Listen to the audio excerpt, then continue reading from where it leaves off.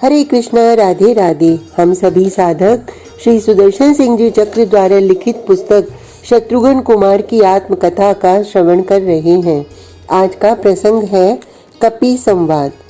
वर्ष व्यतीत होते गए और हमारी आशा हमें उल्लसित करने लगी। श्री रघुनाथ के लौटने में अब वर्ष नहीं, सप्ताहों की अवधि शेष रह गई थी। एक एक पल कल्प के समान, किंतु इन कल्पीभूत पलों के रूप में हमने वर्ष व्यतीत किए थे। हमारे प्राण दिन गिन रहे थे। हम सूर्योदय से सूर्योदय तक पता नहीं कितनी बार उन अवशिष्ट दिनों की गणना करते थे। चित्रकूट से श्री रघुनाथ जब से प्रस्थान किया, महर्षि शरभंग के आश्रम तक का हमें समाचार प्राप्त हुआ। उसके आगे दुर्गम दंडकारण्य का सीमांत प्रदेश प्रारंभ हो गया। आज तो संपूर्ण दक्षिणा पथ आर्य ने प्रशस्त कर दिया है, किंतु उस समय वह आचार्य शुक्र द्वारा प्रशप्त घोर अरण्य अमित तेजा अगस्त्य के आश्रम के अतिरिक्त वहां रह कौन सकता था। महर्षि मतंग के आश्रम तक तो नैक्षयों के आक्रमण होते थे। ऋषि मुनियों के समुदाय उन पिशीताशनों के आहार बन चुके थे। महर्षि अगस्त्य के तपोधन शिष्य सुतीक्ष्ण मुनि ने दंडकारण्य के सीमांत पर अपना आवास बनाया था। अरण्य के अंत्य भाग में पितृ चरणों के अरण्य मित्र पक्षीराज जटायु कहीं रहते थे, सुना था हमने। किंतु राक्षसिद्ध दशग्रीव के स्वसुर मय का प्रदेश खर दूषण एवं त्रिशरा, जहाँ अपनी महती सेना लिए दारुण हिंसा प्रिय उन्मुक्त विचरण करते हों, रात्रिचरों के आवास उस अरण्य का समाचार हमें कैसे प्राप्त होता। हमने अब प्रबल प्रयत्न प्रारंभ कर दिया था। निषादराज गु के जन महर्षि शरभंग के आश्रम से भी आगे तक नियुक्त थे। प्राण उत्कट प्रतीक्षा कर रहे थे, कोई तो आकर कहे श्री रघुनाथ के लौटने का समाचार आया है। किंतु सुभद्र, जिन्हें पृथ्वी के पद से प्रत्यावर्तित नहीं होना था, उनका समाचार कैसे आता। वे कहाँ भारत भूमि पर थे कि चर उनका कोई वृत्त ज्ञात कर सकते। उस दिन मैं आर्य के समीप से रात्रि के द्वितीय प्रहर के प्रारंभ में ही राज सदन चला आया। प्रतिदिन के अनुसार माता कैकई को, छोटी भाभी को अभिवादन करके, नंदीग्राम के समाचार निवेदन करके मैं अपने अंतःपुर में आया और नंदीग्राम से चर आया। तत्काल राज्यासन के प्रतिनिधि श्री भरत जी ने आपको स्मरण किया है। चर ने इतना और सुना दिया, एक कोई महाकपि गगन पथ से आया है और लक्षणों से वह अपना सुभैषी प्रतीत होता है। रात्रि की द्वितीय प्रहर में आर्य ने स्मरण किया, कपि आया है। श्री रघुनाथ का संवाद मैं जिस अवस्था में था उसी में उठ खड़ा हुआ। 2 क्षणों में मेरा अश्व पूरे वेग से नंदीग्राम के राजपथ पर दौड़ा जा रहा था। संभवतः चर के मुख से नगर में भी यह संवाद प्राप्त हो गया था। मेरे अकस्मात प्रस्थान ने भी नागरिकों को उत्सुक बनाया। महाअमात्य सुमंत्र को तथा कुल गुरु को आर्य ने संदेश भेज दिया था। महाअमात्य लगभग मेरे साथ ही पहुंचे। क्या हुआ कुमार, मध्य रात्रि में इस तीव्रता से नंदीग्राम क्यों जा रहे हैं। नागरिकों का समुदाय समुत्सुक हो उठा और अवध के नगरपाल तथा हमारे सेनापति कभी प्रमत्त नहीं हुए। नगरपाल ने अपने संपूर्ण शूरों को सावधान कर दिया। सेनाध्यक्ष विजय वाहिनी को सावधान कर आदेश देकर मेरे पीछे ही नंदीग्राम पहुंच गए। अद्भुत अभ्यागत है कोई, मैं मार्ग के अश्व पर से चौंक गया। नंदीग्राम के उटज के लगभग ऊपर ही गगन में एक सुविशाल गिरि शिखर निराधार निश्चल स्थित दृष्टि पड़ा। कुतूहल के लिए मुझे अवकाश कहाँ था। उटज के द्वार के सम्मुख किंचित दूर अवश्य मैं कूदा और देख लिया मैंने कि आर्य स्वयं अभ्यागत कपि को लिए आगे आ रहे हैं।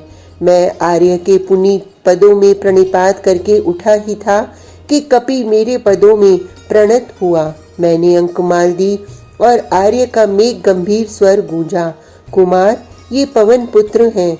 श्री रघुनाथ के स्नेह भाजन एवं उनके सेनानी, इन्हें राज सदन ले चलना है। माँ इनके मुख से ही श्री रघुनाथ का संवाद सुनना चाहेंगी। कुल गुरु वही पधारेंगे। मैं तुम्हारे साथ चल रहा हूँ। इन्हें अवकाश नहीं है यहाँ विलंबित होने का। आप उनकी चिंता न करें। मुझे ऊपर गगन में स्थिर पर्वत की ओर देखते पवन कुमार ने लक्ष्य किया। मेरे पिता उसे स्थिर रखने में समर्थ हैं। जब तक मैं उसे संभाल न लूं, वह वहीं स्थिर रहेगा। इस विशाल गिरी शेखर को गगन पथ से इन्हें ले जाते देखकर मैंने समझा कोई राक्षस है। आर्य के स्वर में खेद स्पष्ट था। मेरे धनुष से बाण छूट गया। कुशल हुई करों में फर रहित शायक था, किंतु महाभाग को मूर्छित करके भूपतित करने का अपराध तो मैंने किया ही। अपनी असीम अनुकंपा से इन्होंने मुझे क्षमा। स्वामी, आप इस सेवक के प्रति क्या कहते हैं? कपि श्रेष्ठ आर्य के चरणों पर गिर पड़े। मेरे महान पुण्य उदित हुए। मेरे नाथ श्री रघुनाथ जी ने मुझ पर कृपा की। आपका बाण निमित्त न बनता। उनके इस गुण गणित धाम अनुज के श्री चरणों का दर्शन कैसे होता मुझे, जिनके गुणों का वे श्री मुख से वर्णन करते थके नहीं होते। मेरे सौभाग्य की आज सीमा नहीं है। मैं आज श्री राघवेंद्र की जननी के पुण्य पदों में मस्तक रख सकूंगा। आप? आर्य ने सहसा उपस्थित हुए महासेनाध्यक्ष की ओर देखा। असमय की उपस्थिति के लिए श्री चरण क्षमा करेंगे। सेनापति ने सहज नम्रता पूर्वक प्रार्थना की। कुमार के अकस्मात यहाँ आगमन का समाचार प्राप्त हुआ। सेवक को सावधान तो रहना चाहिए प्रभु। आपकी महावाहिनी प्रस्तुत है। आर्य के श्री मुख पर आज स्मित के दर्शन हुए।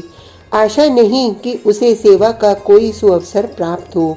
कुल गुरु राज सदन पधारेंगे।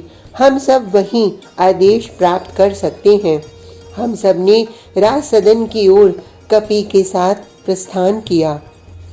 श्री रघुनाथ ने दंतकारण्य में पंचवटी का अपना निवास से स्नात किया था। श्री पवन कुमार को अत्यंत त्वरा थी। उन्होंने माताओं को तथा कुल गुरु को सादर प्रणिपात करके अत्यंत संक्षिप्त रूप में सुनाया। पक्षीराज जटायु से उनका परिचय प्रारंभ में ही हो गया था।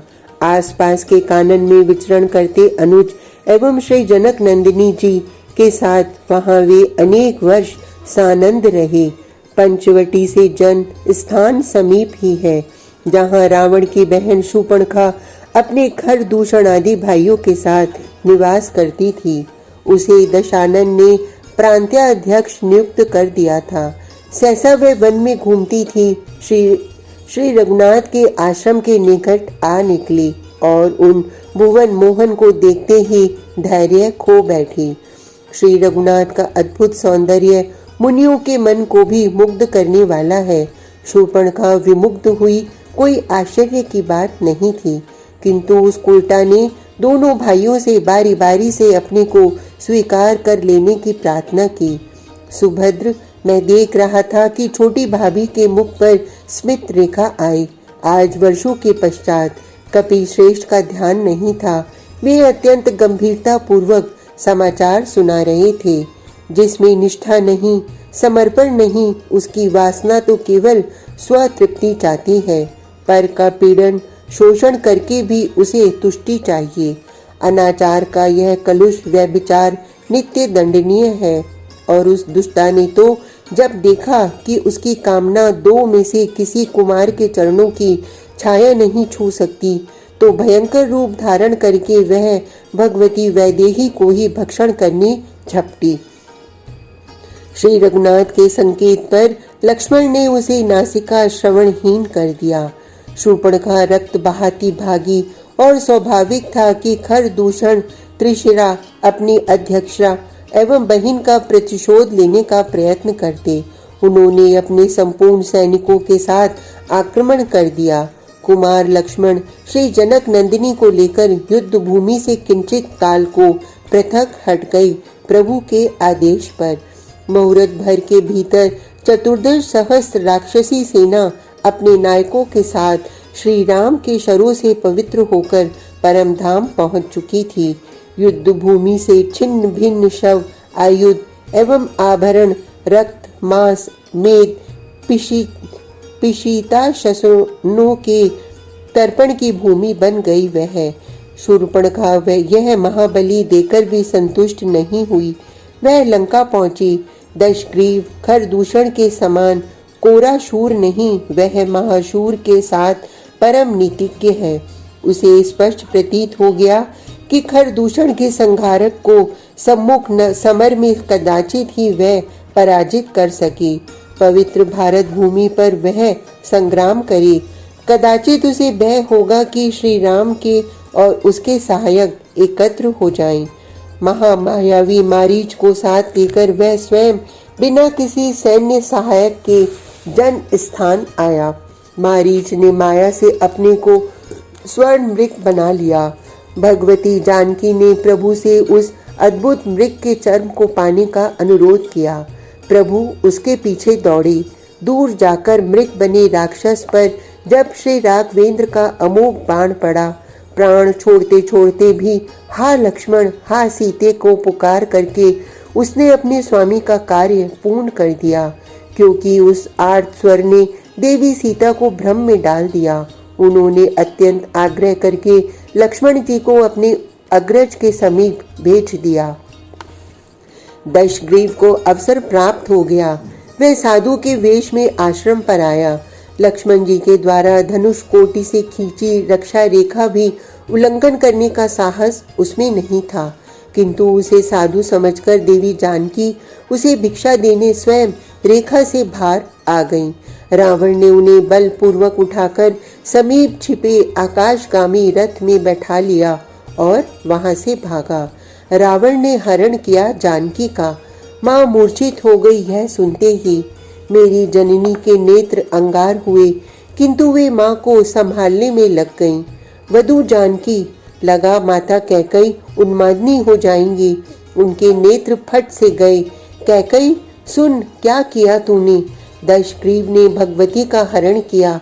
मेरा शरीर क्रोध से कांपने लगा था और महासेनापति अपने आप में नहीं रहे थे। कुमार, छोटी भाभी के ओजपूर्ण संबोधन ने मुझे ही नहीं सबको सावधान कर दिया। उनके नेत्रों से जैसे ज्वाला झर रही थी, किंतु उनका स्वर अद्भुत था। संवाद पूर्ण हो लेने दो। माता जानकी की आर्त पुकार पक्षीराज जटायु ने सुन ली।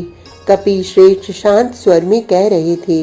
उन्होंने दशग्रीव को बाधा देने का प्रयत्न किया, किंतु वे वृद्ध निष्ठुर रावण उनके पद एवं चोंच के आघात से शत विक्षत होकर क्रुद्ध हो उठा। उसने कराल करवाल से उनके पक्ष काट दिए।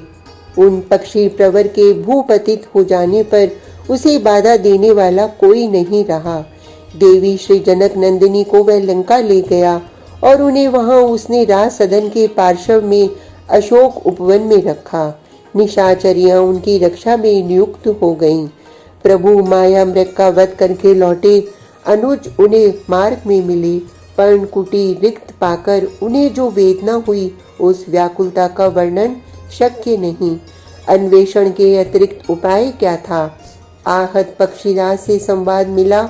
उन धन्य पक्षी श्रेष्ठ ने श्री राम के अंक में देह त्याग किया और दया के धाम मेरे नाथ ने अपने श्री करों से पिता के समान श्रद्धा सम्मान से गिद्धराज की अंत्येष्टि क्रिया संपन्न की। आज का प्रसंग इतना ही। कल तक के लिए हरे कृष्णा, राधे राधे।